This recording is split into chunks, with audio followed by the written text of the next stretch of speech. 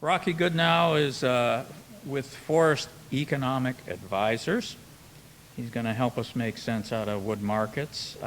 He's the Vice President of North American Timber Service at Forest Economic Advisors. And in his role, Rocky's responsible for FEA's outlook on North American timber markets. He's the primary author of FEA's Timber Quarterly, forecasting service publications, and is a contributor to other FEA publications and studies. So, Rocky, save me from all this economic discussion and give me your interpretation of what's going on. Thanks for coming. I don't know how much I'll save you, but we'll definitely talk about it. All right, so let me just pull up my presentation. All right, well, thanks everyone for inviting me here today, allowing us to share our view. Just to give you a little background on Forest Economic Advisors, or FEA, we are a economic consulting firm that specializes in market analysis and forecasting for the forest product sector.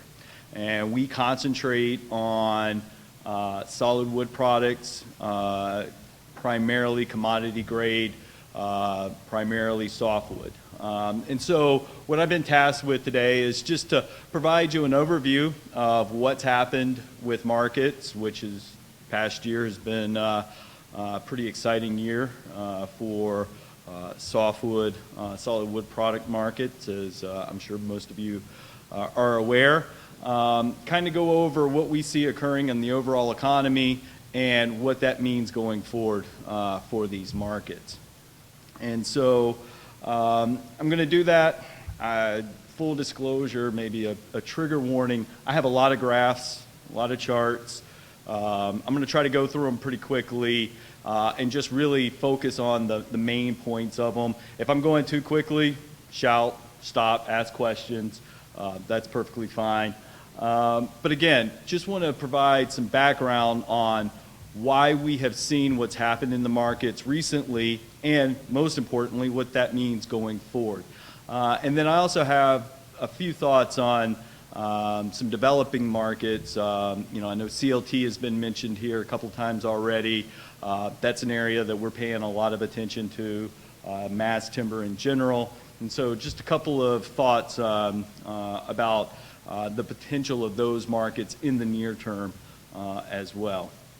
And first, just going over kind of what's happening with the overall economy. By and large, the economy was recovering quite well up until more recently, when all of a sudden we've got the Delta variant to contend with. And so this is, and I'm sure everyone here has probably seen some version of this chart. This is the daily cases of COVID-19 in the U.S. And after the spring, when we really entered into that lull, in the summer, we've seen reported cases, the 7-day average, move up back above the 150,000 mark. More recently, we've seen a little bit, that peak come off. We're optimistic that we're going to continue to see a downward trend. But this has, unfortunately, thrown a lot more uncertainty into the overall economic outlook. And in particular, because once we see, alongside those rising cases, we have seen a ratchet back of some of the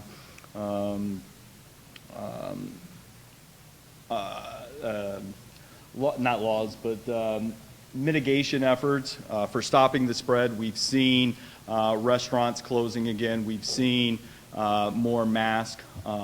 And by and large, we tend to see those regulations come in place lagging the rising cases. And so we expect we could continue to see further pullback. And what that really is, the bad part of that is what's happening with the service sector. This is just taking a look at the deviation pre-pandemic for spending on durable goods, non-durable goods. We can see both of those have responded well relative to their pre-pandemic levels. But when we look at service expenditures, which is a larger portion of the overall economy, it's still lagging its pre-pandemic level by about over 5%. And so as we see the rising cases, we look at the economic recovery, that is giving us some reasons for concern. And there are other impacts of the pandemic that is causing issues with the overall economy, and namely what's happened with the supply chain. And no matter where you look, which supply chain you're looking at, there are numerous issues with supply chain, with shortages, with delays in shipments. This is taking a look at the ISM Supplier Delivery Index, and it's a diffusion index, so reading over 50 indicates slower deliveries. And we can see that, just a couple of months ago, we set a new record. The last time it was even close to that was back in the 70s, right after the oil crisis. It has improved, but it's still at record highs. We're all aware of the issues that we're seeing on overall supply chains and shipments, international shipping, et cetera. And so all of that is having a muting effect on overall economic growth. So putting that all together, this is our current forecast of GDP, and we're looking for, from a percentage basis, because we're coming off of the low base that we established in 2020, a relatively sharp increase of 6.1% in economic growth in 2021. But relative to our view just a couple of months ago, we have downgraded that from 7% because of the emergence of the Delta variant. But overall, we are looking for growth to remain relatively strong, averaging right below 3% over the 5-year period. Over the next 2 years, if we were to compare this with a consensus view, we're about half a percentage point lower than consensus. And again, we've grown a little more pessimistic in the near term because of the potential impacts of the Delta variant. Now, fortunately for our industry, when we think about the major drivers, and I'll just refer back to that first chart I showed with durable and non-durable goods outperforming their pre-pandemic level, by and large, that is a net positive for our industry. And when we think about the major drivers of solid wood product consumption, which is new residential construction and residential improvements, we see strong indicators for both of those markets going forward. One of the things to take a look at is what's happened on new residential construction. So this is just taking a look at U.S. housing starts, and we can see over the past few months we have jumped straight up from that low that we hit at the beginning part of the pandemic and have moved above pre-pandemic levels. But the other real important factor to take from this chart is just looking not at the recent history where we're roughly building in line with underlying demand, but how vastly we underbuilt for our population in the previous 12 years. And so just to explain this chart a little bit, the red line is total U.S. housing starts, and that green line is underlying demand. And so that's how many housing units we would need to build on average to house our growing population.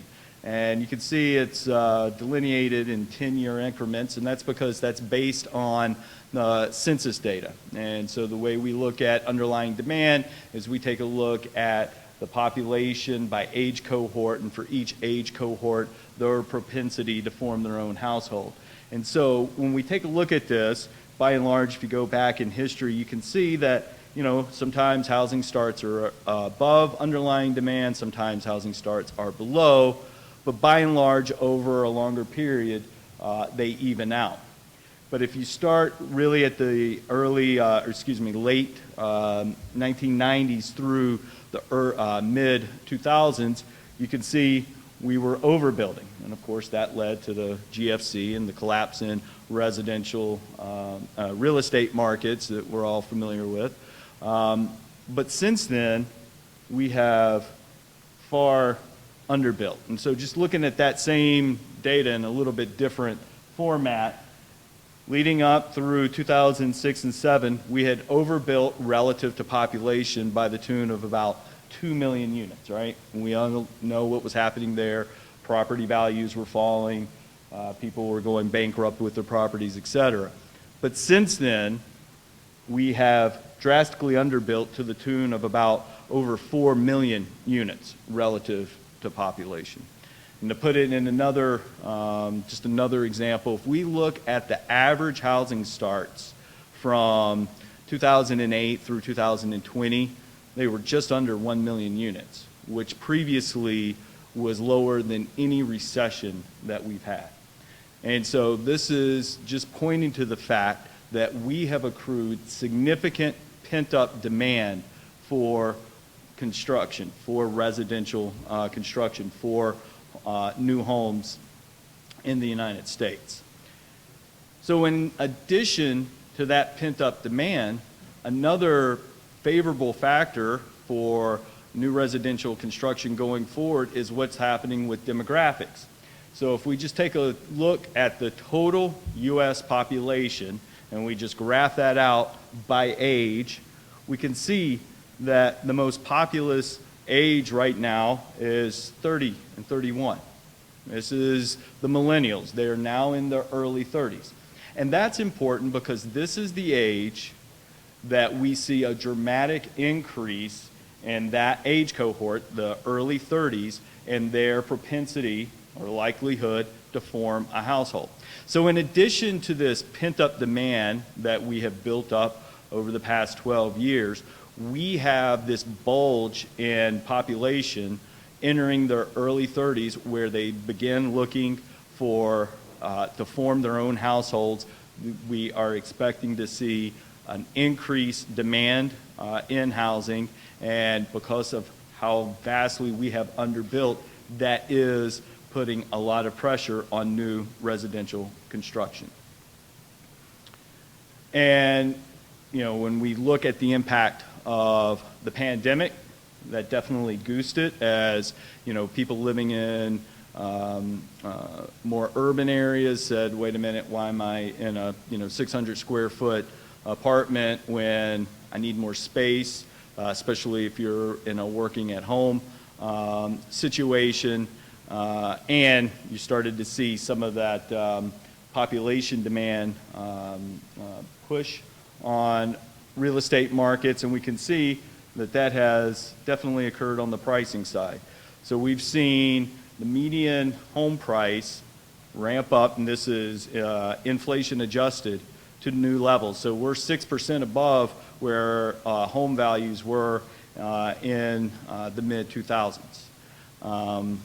But in contrast to that period, we think that this has more staying power. In addition to, we weren't overbuilt, we are vastly underbuilt, but even with those high home prices, when we take a look at affordability, and we're going to look at this in terms of the mortgage payments portion of family income, which is indicated by that red line, because of low mortgage rates and rising incomes, housing, even with at those higher prices, is relatively affordable, more affordable than it was 15 years ago during the peak of the housing markets.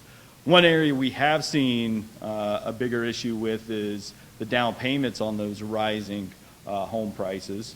But by and large, we've seen people, one, if you're, there are other financing options, relative to place in 20% down on the mortgage. We've seen a lot of people moving to that, as well as because of the lower personal expenditures on services over the past year and a half, we've seen more savings that's helping people make that down payment.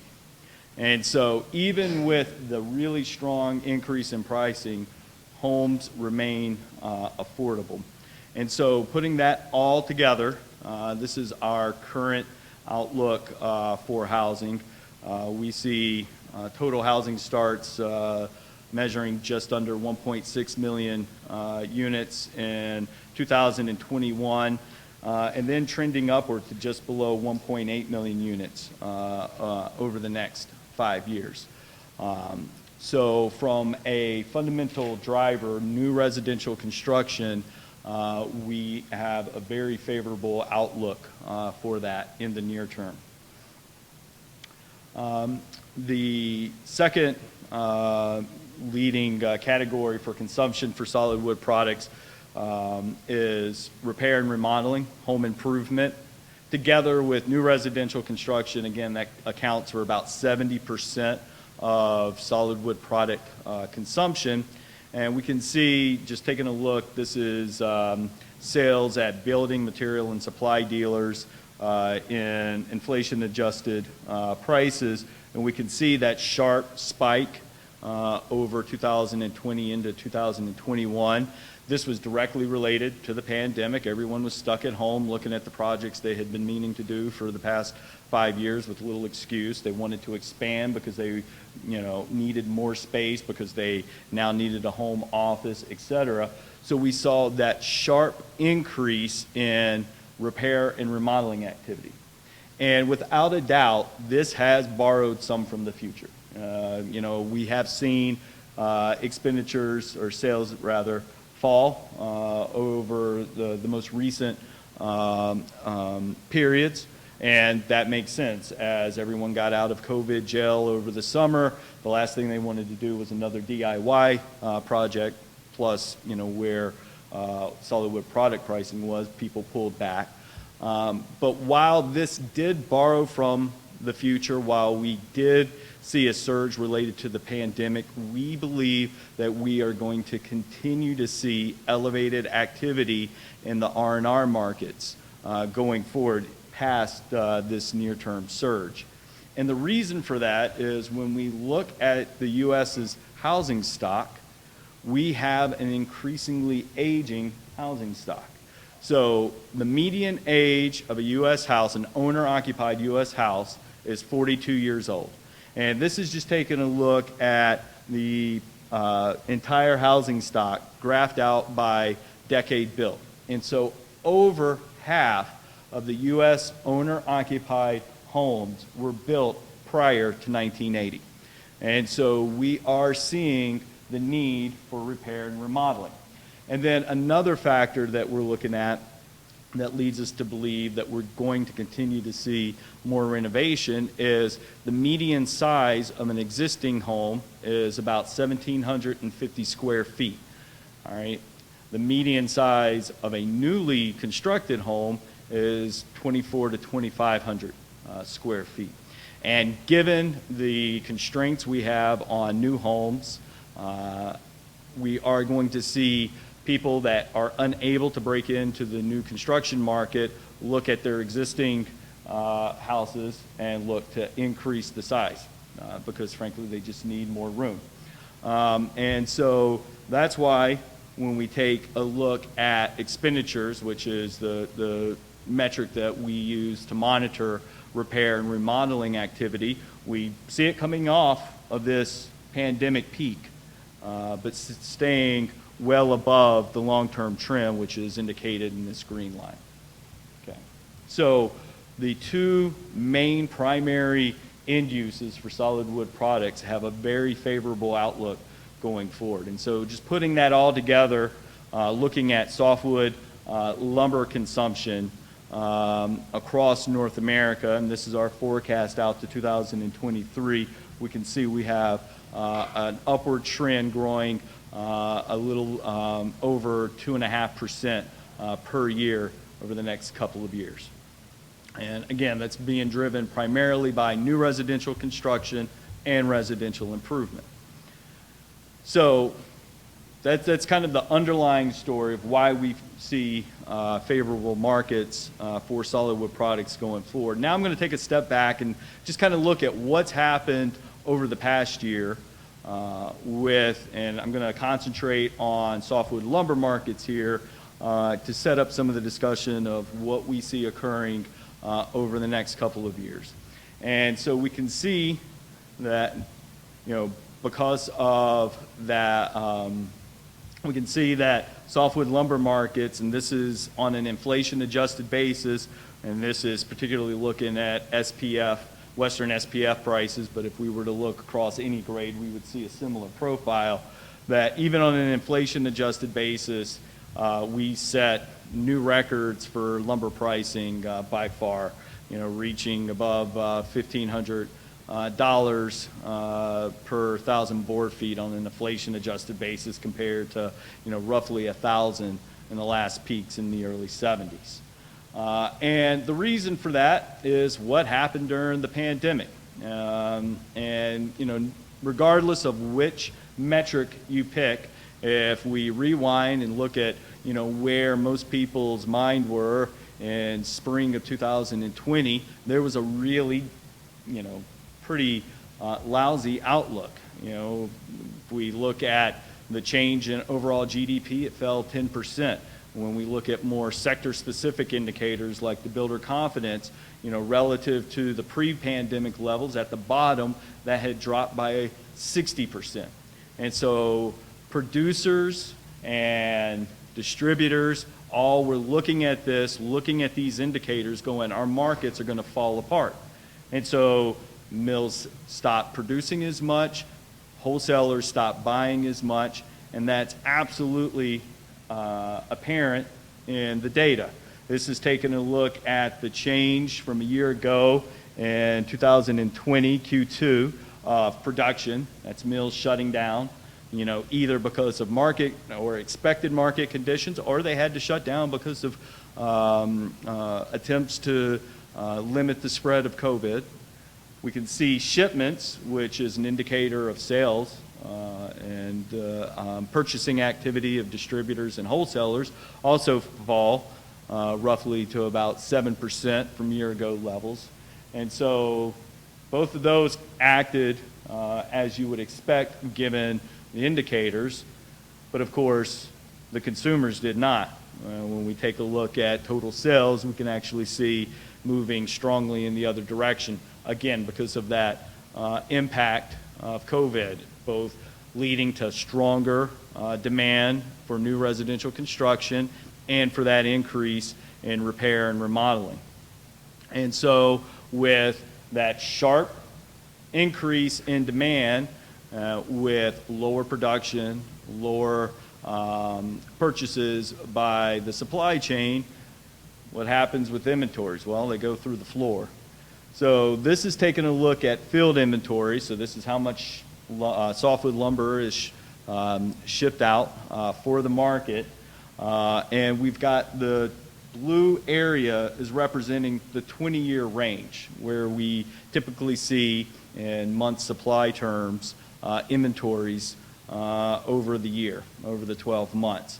And we can see that if we look at the previous low, which is indicated by that orange line, we can see that in 2020, because of that strong increase in demand and the lower production, we saw inventory levels fall to new record lows. And so that is why we saw that strong increase in pricing.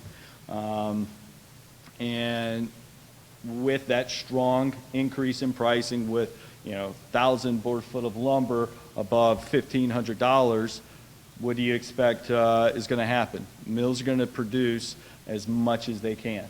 And we saw that occur. This is just taking a look at year-over-year change on a quarterly basis for North American lumber, softwood lumber production.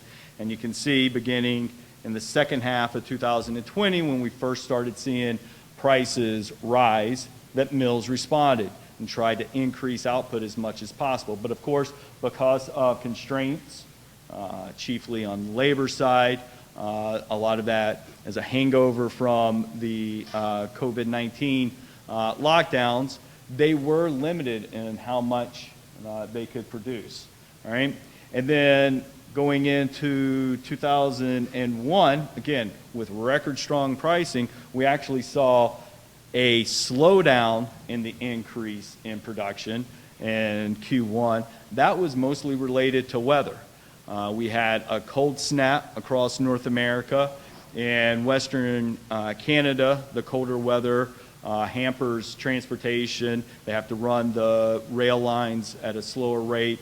It slows down shipments, so that had an impact. But the biggest impact was if you guys recall back in February, that strong cold snap in the western part of the U.S. South, where they saw they lost power for a number of days. Many mills went offline, and so that hampered their production.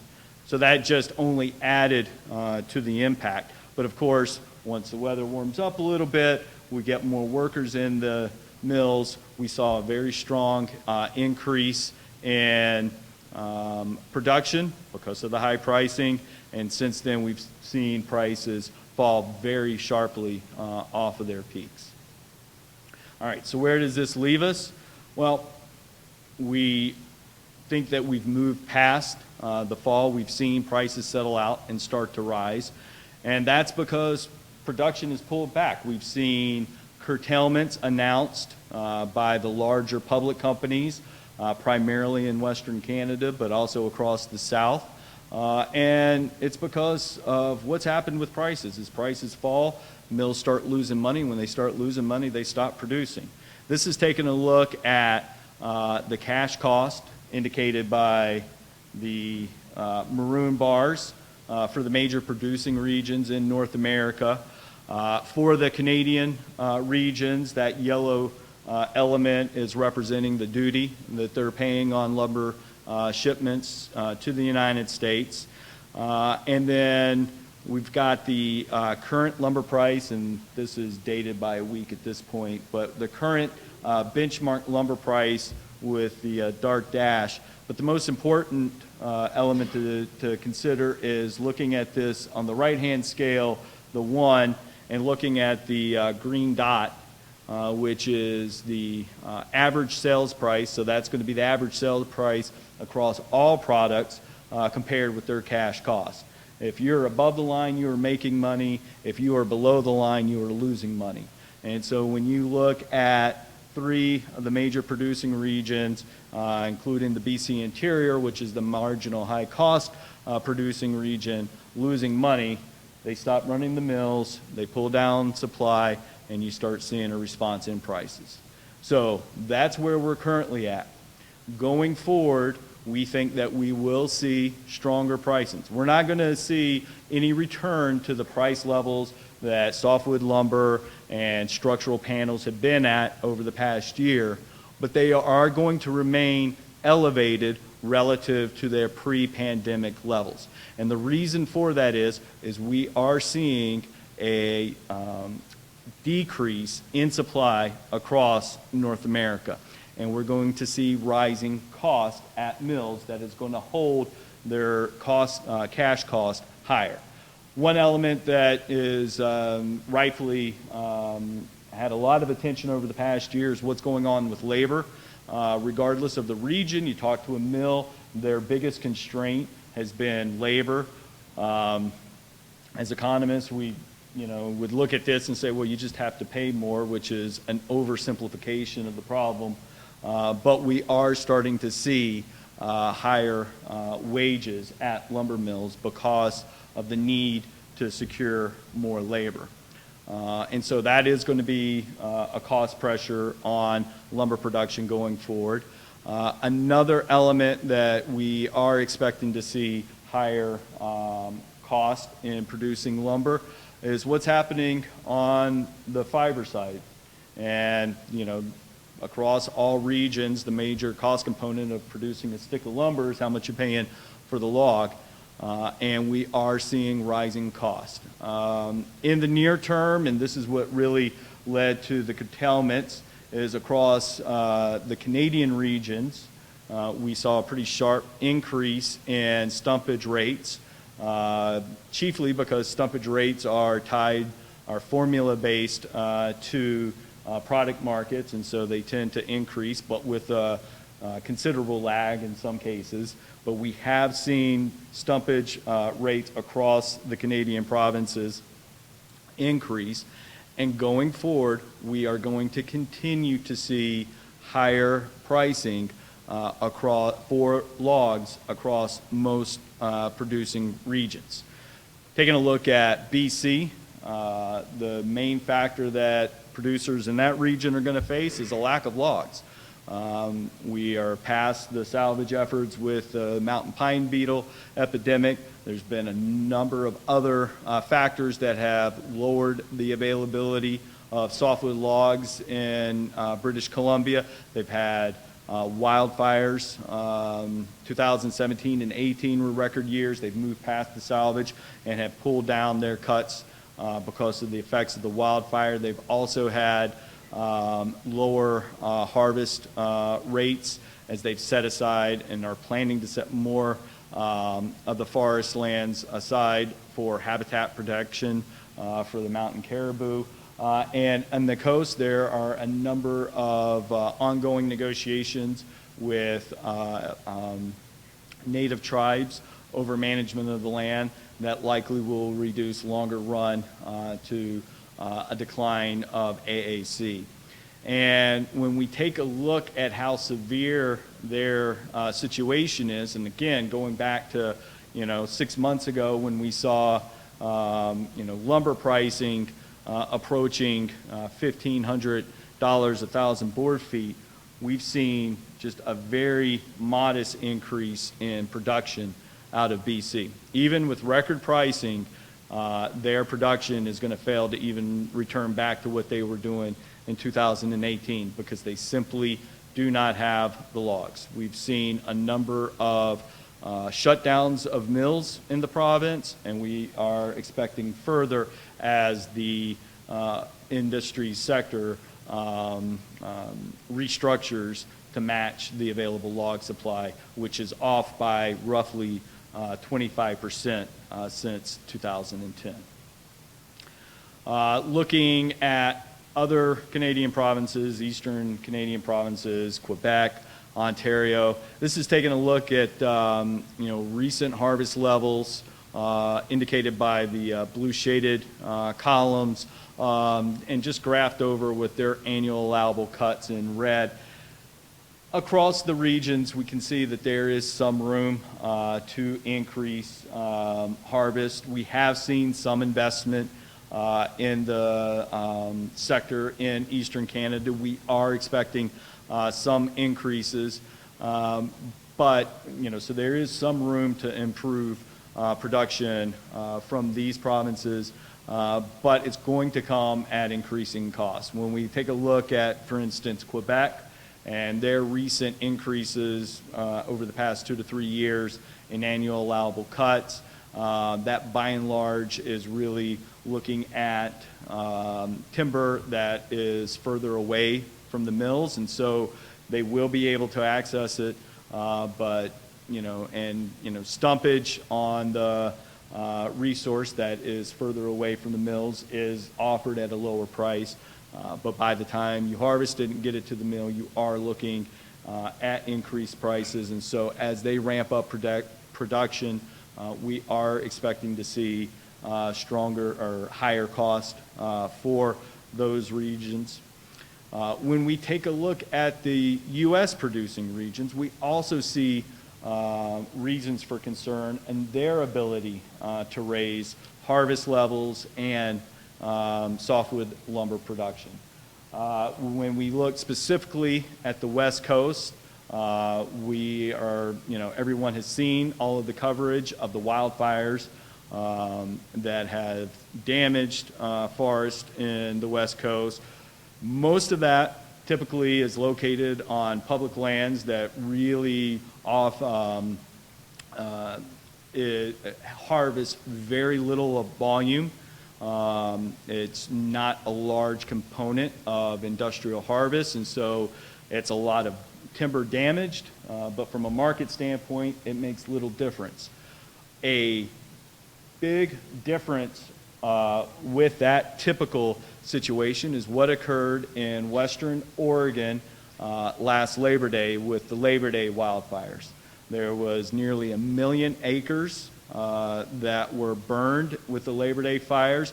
Rather than being located in the inland, they were located on the coastal range, on the west side of the Cascade Range, and they damaged a significant portion. A lot of that damage occurred not on public lands, not on Forest Service or BLM lands, but on privately held lands, including a lot that was privately held by corporate interest, either landowners, sawmills that had property, or TIMOs or REITs that were actively managing that timber for industrial production. And so in addition to the merchantable volume that was damaged by the wildfires, which is indicated here in this maroon component, right? So in total, we saw almost 9 billion board feet of timber burned, merchantable timber burned in the Labor Day wildfires. Well, a lot of that was on public lands. It's not going to be salvaged. They can't even salvage the burned timber out there because of pushback from environmentalists and NGOs. But there's been a very big push by the private landowners to salvage as much of the merchantable inventory as possible. So we're looking at about 1.3 billion board feet of merchantable volume that's been salvaged, will have been salvaged, we're expecting by the beginning of next year. About 2/3 of that has already come to market, probably a little over, closer to 70% now. Putting that on scale, that's about 1/3 of Oregon's total timber harvest. All right, so it was kind of fortunate from the standpoint that the salvage efforts were occurring during a very strong market that helped keep log prices relatively flat instead of crashing. But longer run, what this means is there's going to be less log supply in the West Coast. We were already looking at declining log inventories, and being specific, what I mean by declining log inventories in the West Coast is that portion of the resource that is privately owned and available, not off limits to harvest because of regulations. We were already looking for declining inventories in the West Coast, and with the loss of the merchantable inventory from the Labor Day fires, as well as loss on pre-merchantable inventory, which we're estimating is going to account for about a loss of 100 to 200 million board feet per year of lost ingrowth. We are looking for total inventory levels in the West Coast to fall over the next 5 years. And so the ability of Western producers to increase output is limited. The one region we see that has plenty of timber to increase harvest is the U.S. South. And this is taking a look at our projection of total softwood saw timber harvest in the South through 2023. We can see a large jump in demand from lumber mills expected by 2023. That's related to another round of capacity announcements, capacity expansions in the region. Just in the last 4 or 5 months, we've seen nearly 1 billion board feet of greenfield mill capacity announced. That's on top of 3+ billion board feet that's already been put in place. And in total, between 2015 and 2025, we're looking somewhere in the scale of 8 billion board feet of capacity expansions, either greenfield or expansions at existing mills to occur in the South. And even with that increase, because of the pent-up supply from a decade plus of under-harvesting, along with greater productivity on the resource in the South, we're seeing operable inventories, that portion of the privately held resource that is available for harvest, actually increasing over the next 5 years. And so we do see costs for the South remaining very competitive. But putting that all together, this is just taking a look at the expected average annual softwood lumber production for the major producing regions, comparing the last 5 years with the next 5 years. And in British Columbia, we can see that we're expecting about, on average, 13% decline in production because of the log constraints. Across the other regions, the Eastern Canada and the U.S. West, we see some increase, but more modest, less than 8% for most of those regions, based on limited log supply. In the West, we see growth in lumber output that's coming at the expense of lower log exports because of the greater demand domestically. We see the sharpest rise in the U.S. South, 23%, based on that new capacity growth.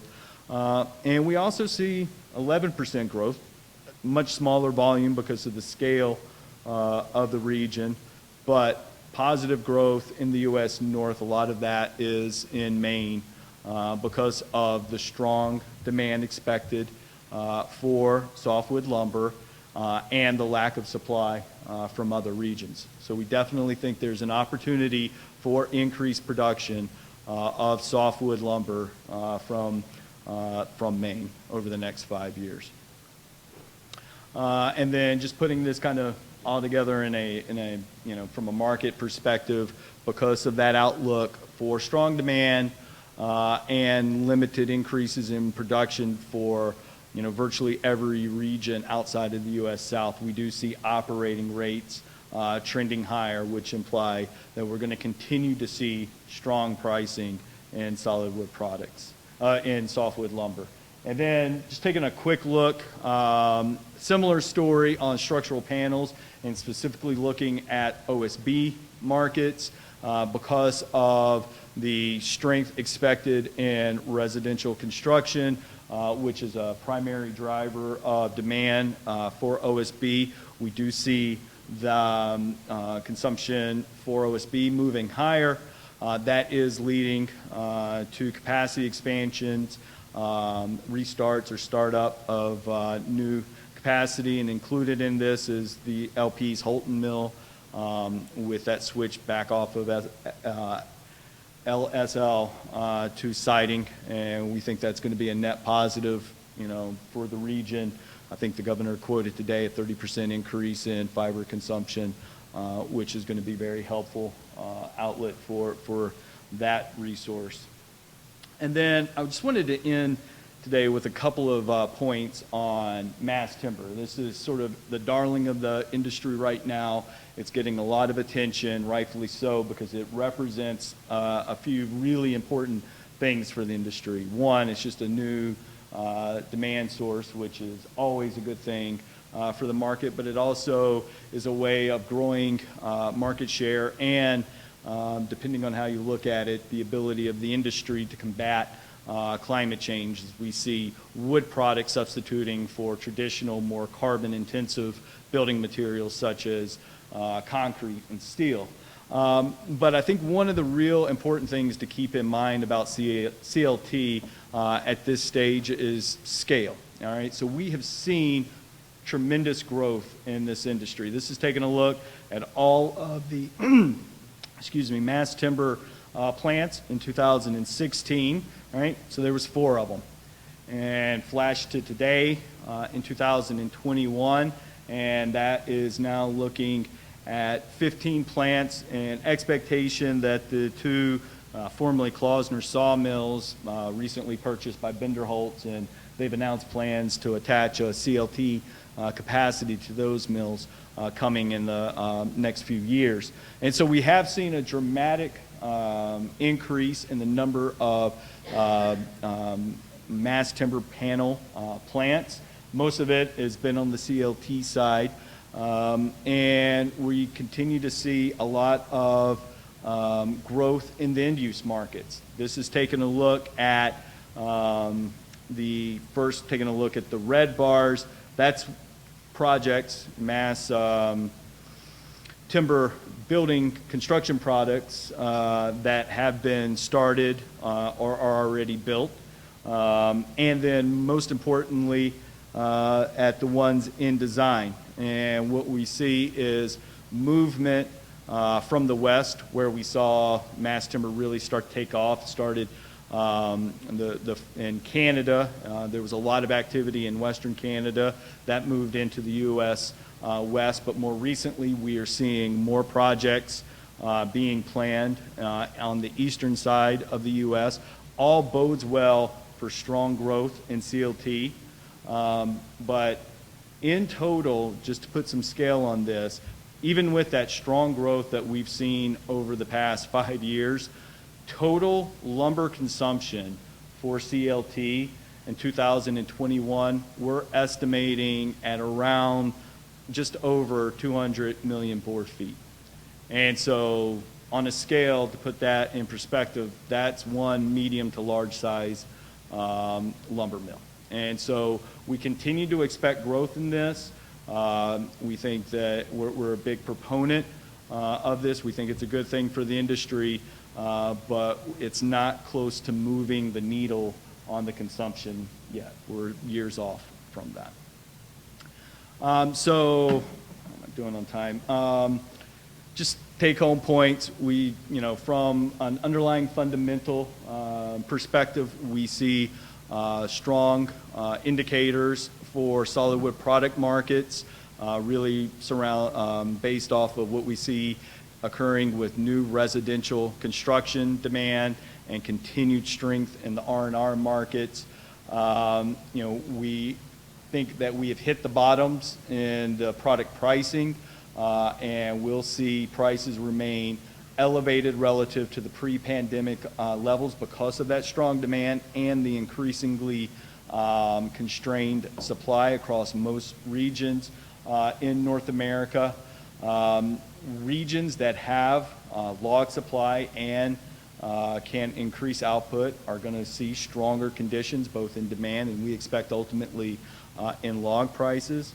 And we're optimistic about the future for CLT, but we're cautious to just point out that the scale is still quite small relative to traditional uses of softwood lumber. So I know that was a lot of graphs, a lot of me talking, but if there's any questions, I'd be happy to take them at this point.